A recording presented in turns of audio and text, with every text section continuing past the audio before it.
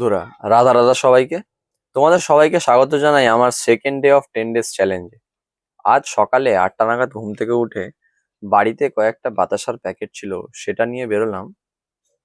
প্রায় 10 কেজি মতো সেল করে কাজের জায়গায় এসে আবার বেশ কিছু প্যাকেট নিয়ে বেরোলাম ডেলিভারি করতে। তারপর কাজের জায়গায় ফেরার পথে কিনলাম ব্ল্যাক ডায়মন্ড, মানে কয়লা, যেটা জ্বালানির কাজে লাগে।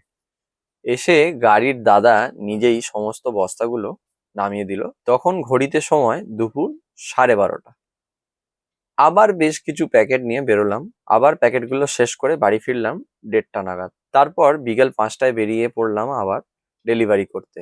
আজও সন্ধেবেলায় দুটো দোকানে অর্ডার কমপ্লিট করে একদম কালকের জন্য র মেটেরিয়ালটা নিয়ে বাড়ি চলে এলাম। আজকের মতো এখানেই শেষ। আবার কালকে হবে শুরু। তোমরা সবাই ভালো থেকো গুরু।